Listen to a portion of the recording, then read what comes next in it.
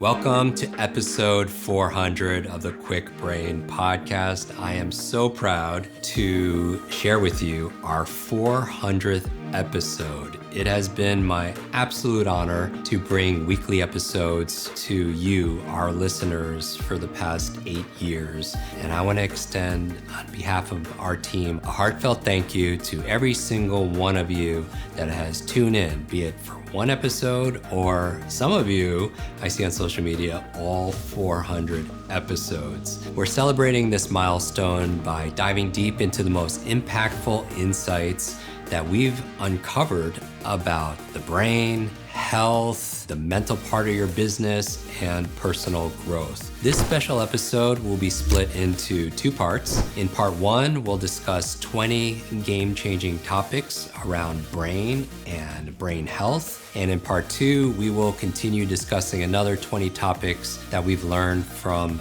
these solo and the guest episodes around business and personal growth.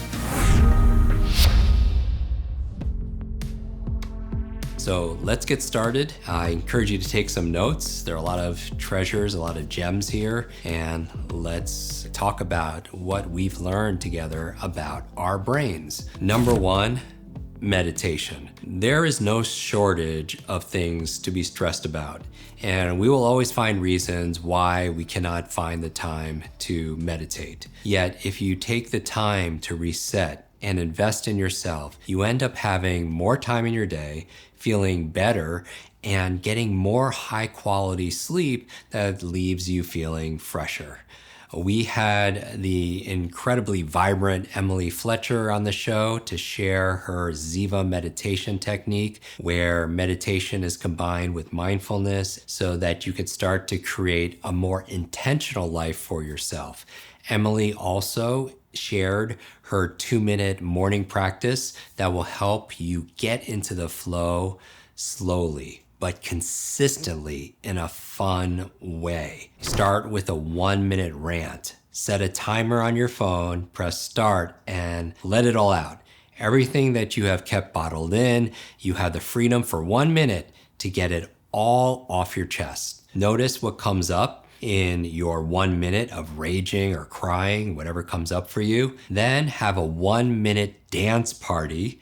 Tune on one of your favorite songs and have a ball. Dance, get silly, and be free to move and have a great time. There is a quote that says, "Everything has been created twice, once in thought and once in reality." Everything starts with a thought. So remember, meditation is not a luxury.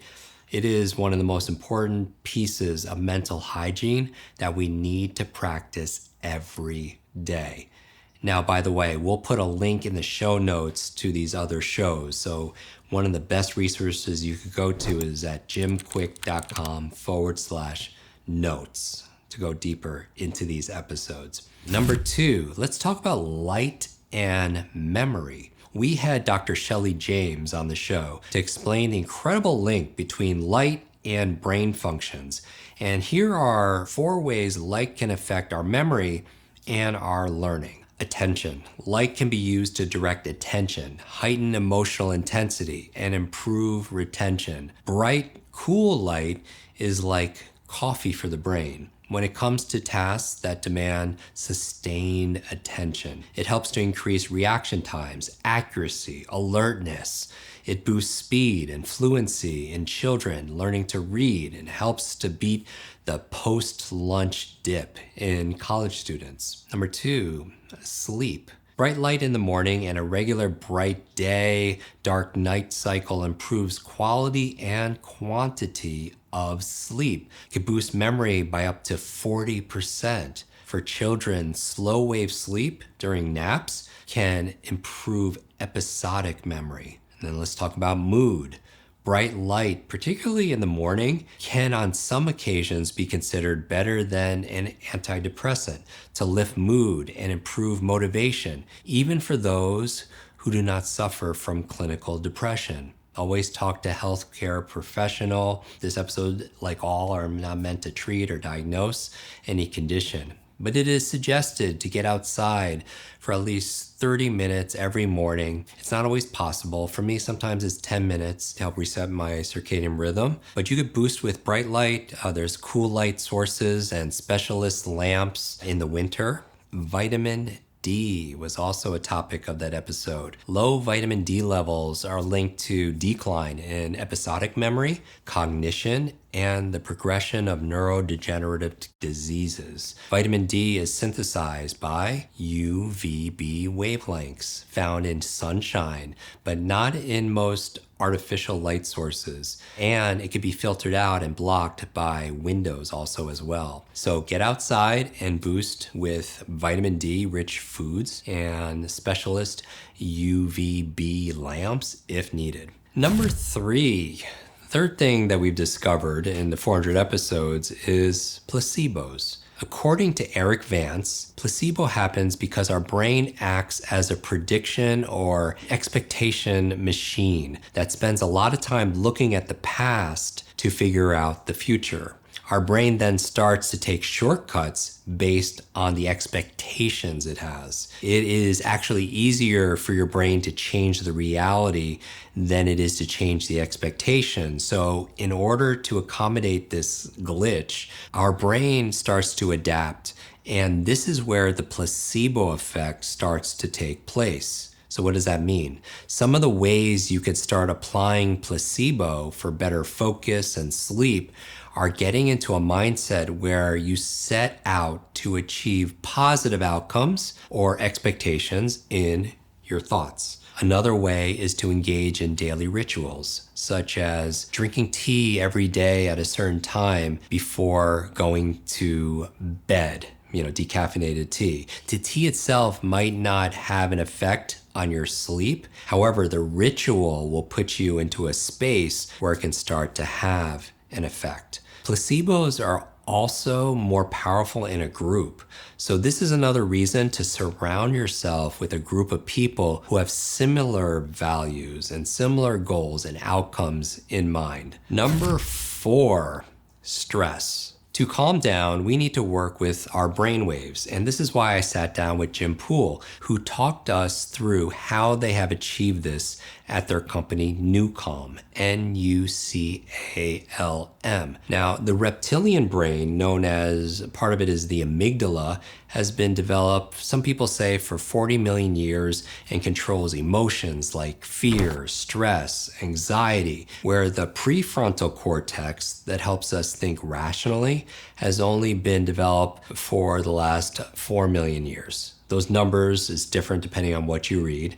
So it's important just to keep in mind that these negative and unwanted emotions have started millions of years. They've had a head start, and that is why it can be often harder to control them than we think. The first part of our brain that wakes up in the morning is the amygdala, and therefore we start to look for things that need to be completed, things that we worry about, or any threats that need to be eliminated. Imagine you're pushing the blood flow from the back of our brain to the front of our brain so that our prefrontal cortex can take over and lead our decision making. Number 5, another lesson that I wanted to share from reviewing 400 episodes is this concept between women's brains and men's brains. So dopamine lives primarily on the left side of the brain, which is viewed as the masculine side of the brain by many. And serotonin lives more on the right side of the brain, which is often viewed as the more feminine side of the brain. But we can control our own levels of dopamine. It's harder to control our own levels of serotonin.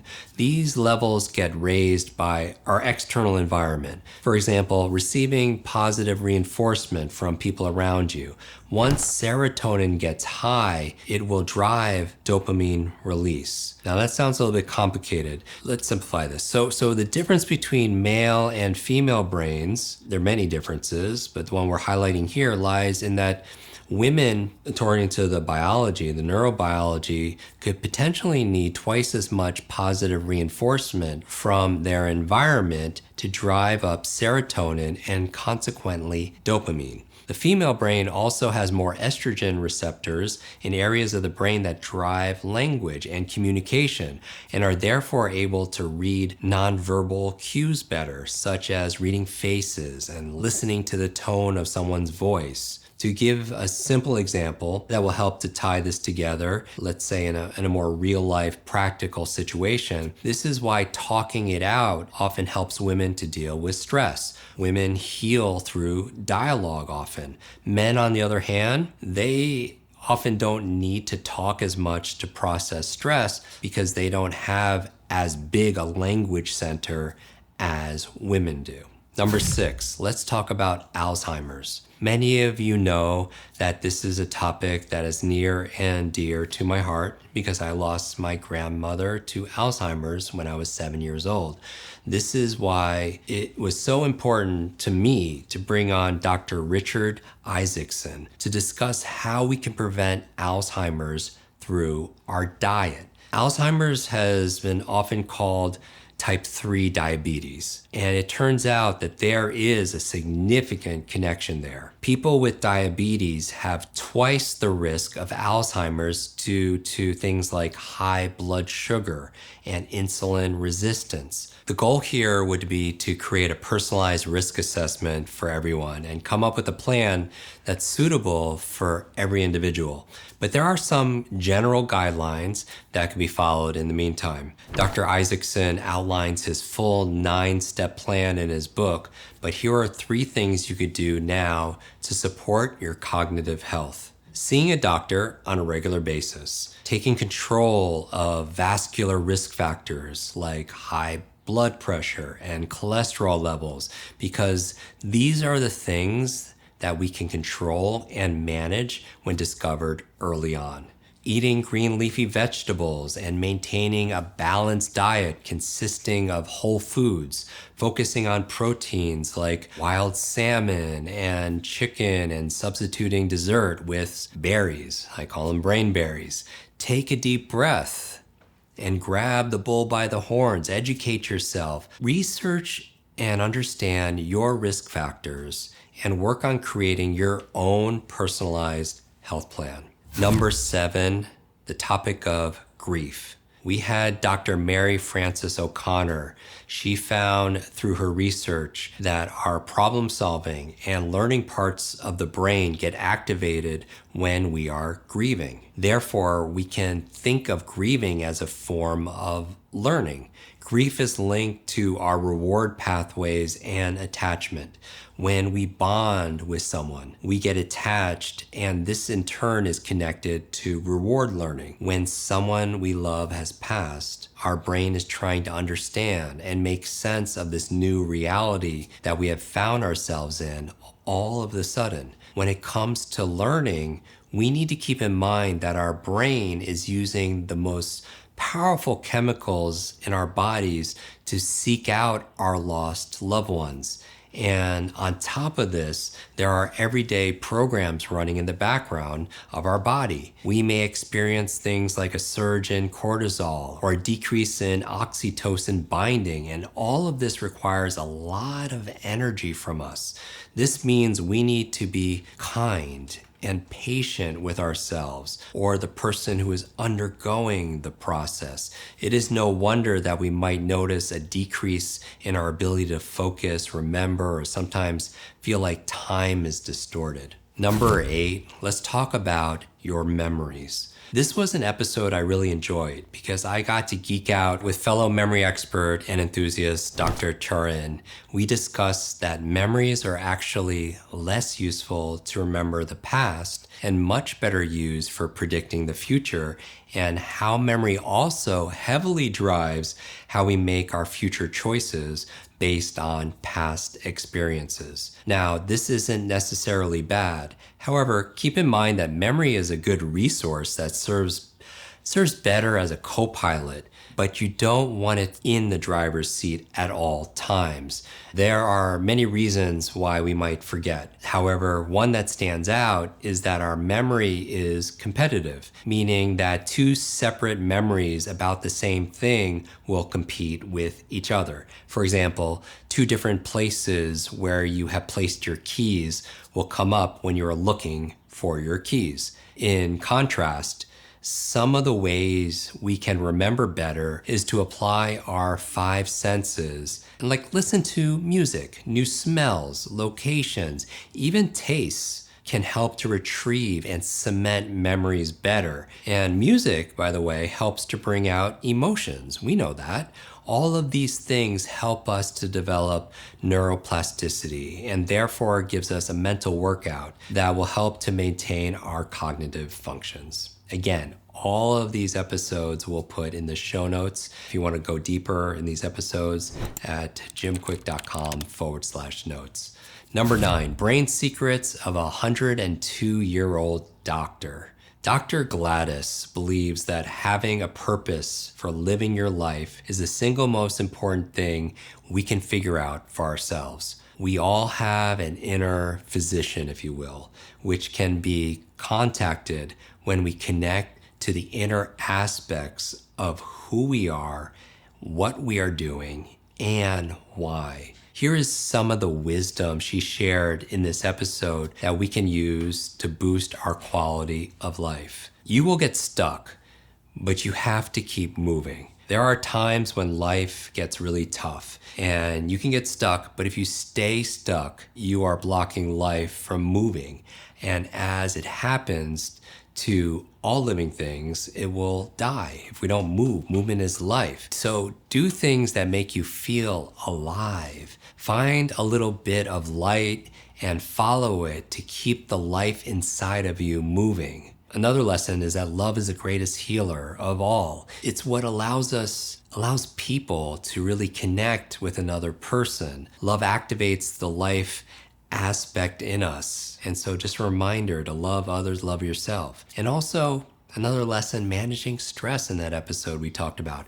If it gets so heavy that you cannot carry it yourself, lean onto your community and connect with people. Inner aspect of yourself also, that inner aspect is your guide. When seeking answers, turn inside to listen what it's saying to you. All right, number 10, let's talk about the mind versus the brain.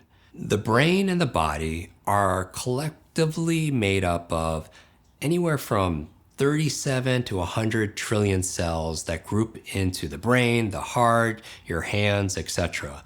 They're physical organs that you can see and touch, but the physical is maybe 10% of who you are.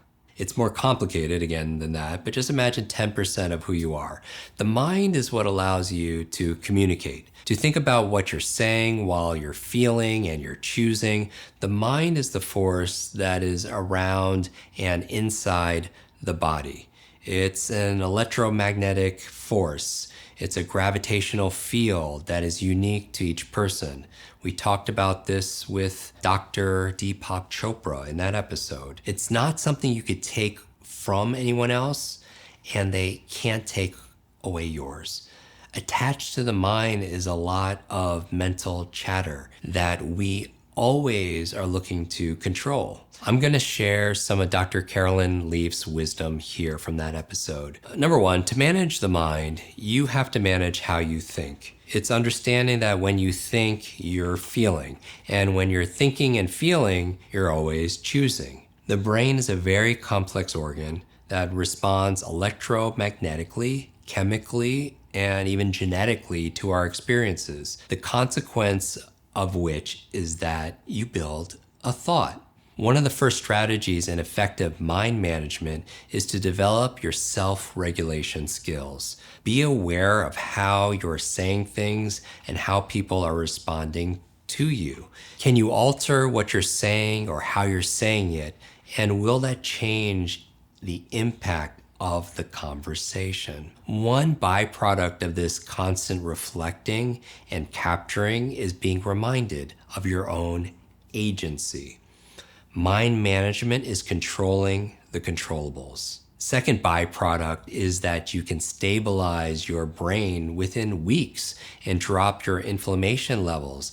It has been shown that within 9 weeks, you can positively change your telomeres, which are involved in making millions of new cells every second and affect how even we age. Okay, let's talk about the next 10 about brain health. Our brain health is a reflection of our overall health and vice versa. So here are some of the most impactful lessons that we picked up from our podcast guests when it comes to how to best maintain both. Are you tired and frustrated of struggling with forgetfulness and longing for greater mental retention and clarity? I have a special invitation for you to watch my free 3-part memory power video training where you'll discover the secrets to effortlessly recall crucial information, details, experiences, remembering what you read, giving a speech without notes, and remembering names, transforming you into an exceptional mental achiever. You'll also discover 10 powerful ingredients to supercharge your brain. So don't miss out on this life-changing opportunity. Simply click the button or go to jimkwik.com/power. Number 11, vision. Now, this episode was one of our most popular and fascinating ones, gaining over 600,000 views on YouTube. We had Dr. William Li on the show to discuss how we can heal and maintain our vision through food. And let me tell you, I picked up a bunch of new information for myself. Treating food as medicine is a well-known practice. However, very few apply this to the delicate sense that is our vision. The most common cause for vision loss are abnormal or unhealthy blood vessels. And there are some treatments out there for natural or diabetic vision loss. However, they involve having injections in your eyes, which is probably not the preferred way for many. So here are 3 things that Dr. Li suggests to lose from your diet and 3 things to add to your diet to support your vision. So here are 3 things you should avoid according to his research for vision loss. Number 1, soda. Due to its lots of added sugar, which interferes with our gut health. Number 2, ultra-processed foods, because they harm our overall health defenses. And number 3, processed meats, because many have found it is recognized as being more carcinogenic. And here are 3 things that he recommends you should add for better vision. Number 1, tea. Green tea, oolong tea are proven to light up your gut health, improve blood pressure, and lower stress symptoms. Number 2, berries. You can choose your own. They can be fresh or frozen. Just make sure that they are as natural and organic as possible. The bright colors of the berry are actually full of bioactive goodness. And number 3, brassica, bok choy, broccoli, kale, cauliflower light up your blood vessel health. Number 12, let's talk about your oral health. Inflammation in your teeth can activate a fight or flight response in our bodies, and in some more severe cases, can even cause toxic vagal syndrome, where you are too deep in the parasympathetic state. Each tooth is connected to a specific part of our body in a similar way to meridian points in Chinese medicine, and our guest, Dr. Dom, has seen patients release tension, eczema, chronic joint pain, and even knee pain that wouldn't get better with multiple surgeries after fixing their teeth with biological dentistry. Here are some of his tips in this episode for better oral health. Number 1, make sure your cavity fillings come from natural sources. Materials like mercury and aluminum are toxic and will eventually spread throughout your body. Number 2, test your vitamin D3 and K2 levels. Tooth decay can indicate low levels of these vitamins, as they can potentially help to bring in calcium and magnesium better. Number 3, use a coconut oil-based toothpaste instead of a fluoride-based one. Number 4, stop using mouthwash. Oral microbiome is the second most diverse one in our body, so we don't want to kill all the bacteria inside of it. Instead, try his recommendation, which is coconut oil pulling. And then finally, focus on a diet that includes a good amount of protein, collagen, vitamin C, and antioxidants. Number 13, hot and cold exposure. This was a very popular episode. We had Dr. Susanna Soberg on to discuss the very popular hot and cold exposure protocols in more depth. And here are some of the key points I took away from her episode and her research. Let's talk about cold. Cold therapy is used to gain more focus, energy, and cultivate a more positive mindset. Cold therapy can help with lowering blood pressure over 3 to 6 months and reduce chronic pain in the body.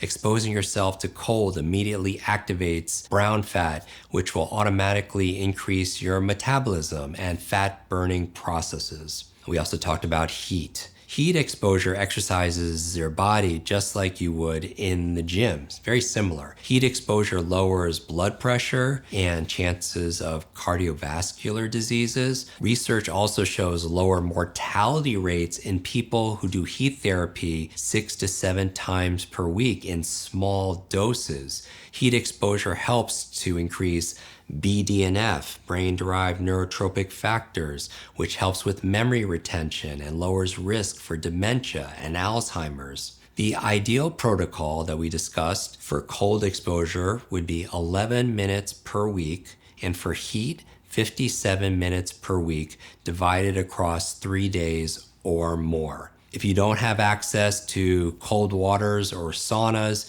you can substitute cold plunges with cold showers and saunas with hot baths. Number 14, sleep. And we've done many episodes on optimizing your sleep. As we all know, lack of sleep can impair several cognitive processes. So how can you sleep smarter? The episode we're highlighting here is we had the pleasure of welcoming Shawn Stevenson on the show, where he shared 3 quick tips for better sleep. Number 1, exercise in the morning. A study done at Appalachian State University had people exercise at 7 a.m., 1 p.m., and 7 p.m. What they found is that on average, morning exercisers spend time in the deepest, most anabolic stages of sleep. They slept longer and had more efficient sleep cycles. Morning exercisers also had a 25% greater drop in blood pressure in the evening, which is correlated with the activation of your parasympathetic rest and digest system. This is because exercising in the morning resets your cortisol, upregulates your metabolism, and helps you to sleep better. Next, number 2, get the right sleep nutrients. The microbiome in your gut is incredibly important for sleep because there are 400 times more of the sleep hormone melatonin in your gut than in your brain. Magnesium is responsible for over 325 biochemical processes, many of which involve sleep, stress regulation, and recovery. However, it is also the number 1 mineral deficiency in our world today, so make sure you keep your magnesium levels optimal. Number 3, practice meditation. We've heard it before.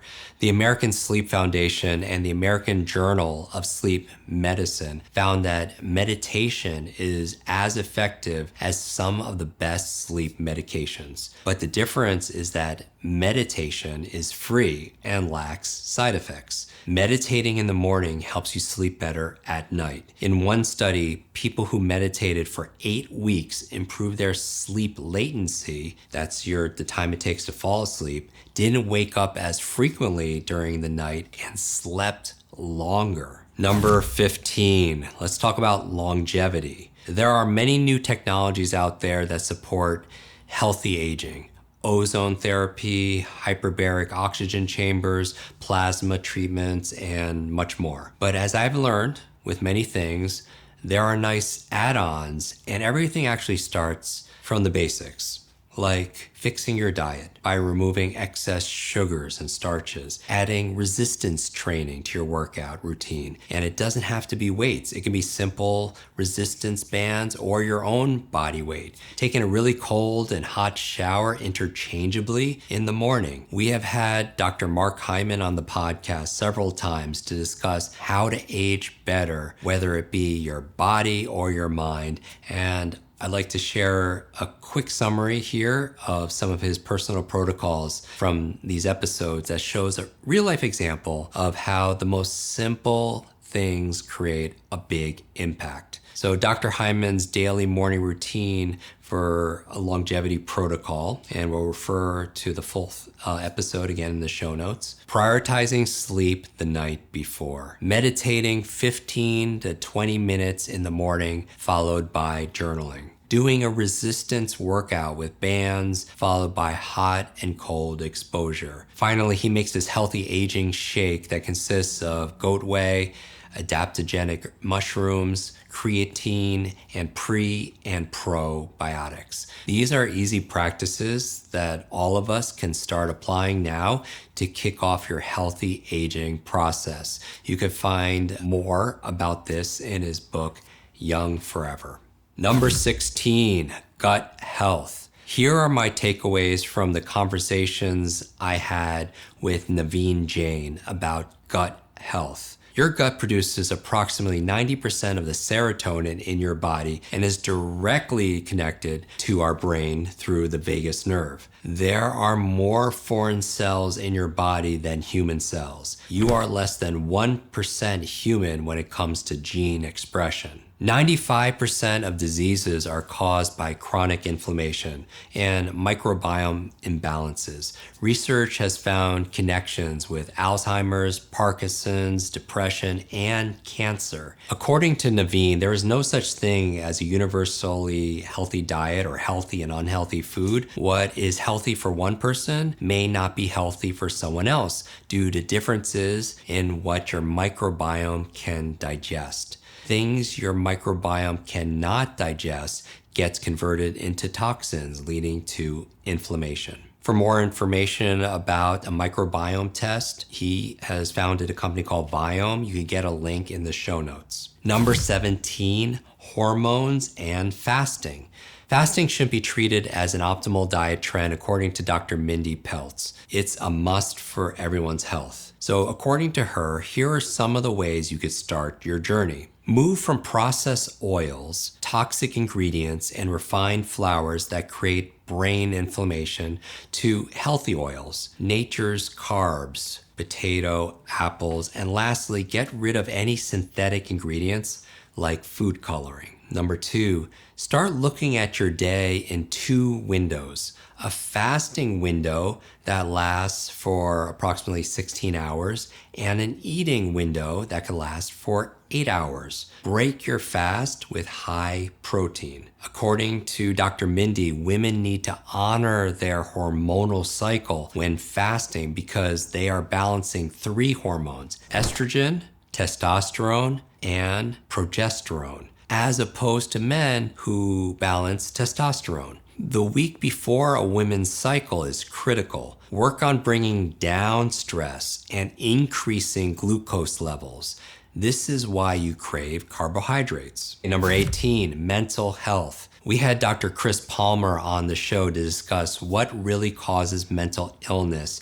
And what we discovered was that the answer to this might hide in mitochondria and metabolism. According to him, the best starting point for someone with mental health issues is to assess your metabolic health first. It's important to care about your weight, glucose and blood sugar levels, and blood pressure. After this, consider if there is a food sensitivity or maybe an allergy that might be contributing to your high inflammation levels in your body, especially in your digestive system. All of these symptoms can lead to depression and many other mental health issues. However, the biggest challenge might be to actually adopt the idea that what you eat will affect your digestive tract, which in turn will affect your brain. However, the science is overwhelming in proving that what you eat, how much you sleep, and exercise has a direct effect on your mental well-being. Number 19, sensory deprivation. I have been practicing float therapy, otherwise known as sensory deprivation, for over a decade now. And this is why I invited Max Kassa on the show to discuss its many benefits in more detail. So I will summarize some of the benefits with you here. You can definitely watch the episode again. We put the link in the show notes. So floating is this process of going into a sensory deprivation tank. It has water and lots of salt, so you float. And the temperature is your body temperature, so you can't see, hear, or even almost feel anything. So it's incredibly relaxing. Floating has helped me to reduce stress and anxiety. I always get a boost in my creativity. It deepens my meditation practice, and it's helped me with some chronic pain. Benefits of that zero gravity sensory deprivation and also the magnesium environment. It increases blood and oxygen flow. It can potentially increase neuroplasticity. It's easier to access, for me, those flow states. You absorb the magnesium through your transdermally through your entire body. You can activate the same brainwave states as you would during a meditation. You could practice either a passive float therapy, where you simply float and leverage the power of silence and darkness. It gives your senses a little bit of a break. Or you can try the active type, which I enjoy also, that incorporates different kinds of sounds that you could use to accelerate learning, that really works on your subconscious. Sensory deprivation has been used to help accelerate learning, as we talked about in an episode on the Navy SEALs example, where they've increased their language learning speed by around 75%. More information about floating, again, we'll put in the show notes, including a link. You could find most cities have a place where you could go, like a spa type environment, to do a floating session. So put a link to Max's recommendations for your own float tank.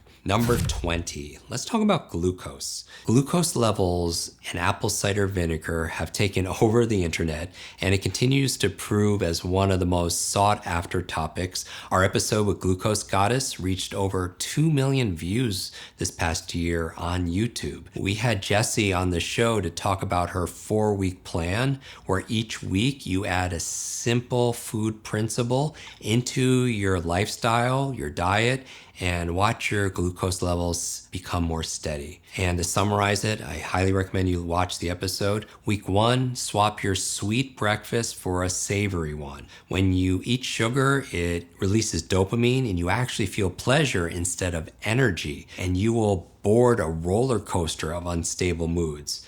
Week 2, add 1 tablespoon of vinegar to a large glass of water. Drinking this will reduce the glucose spike and allow you to still eat the food that you love without the cravings. Week 3, have 1 vegetable starter each day. Fiber creates a protective mesh on the inside to slow down the glucose absorption into your blood. And then finally, week 4, her recommendation, after 1 meal a day, move for 10 minutes. Contracting the muscles for 10 minutes will help to soak up some of the glucose that you just ate. You can either walk, do some calf raises, some squats, go for a walk with the dogs after dinner. The perfect food eating order for your glucose levels would be eating vegetables first, followed by protein and fats, and then always ending with carbs. This will help to reduce the glucose levels upwards of 75% without having to change what you eat. It's just how you eat. Following these simple principles will help you combat mood swings, brain fog, and fatigue throughout the day. And there you have it, Quick Brains. We just scratched the surface of the incredible insights we've gathered over 400 episodes. From the power of placebos to the secrets of a 102-year-old doctor, from maintaining better vision to hormones, we've covered a lot of ground. Remember, your brain is your most valuable asset, and investing in it, its health, is the best gift you could give yourself and somebody else. So make sure, if you enjoy this episode, be sure to share the episode and be sure to tune in for part 2, where we'll explore 20 more transformative topics on using your brain for greater business and personal growth. This is your brain coach, Jim Quick. Until next time, be limitless.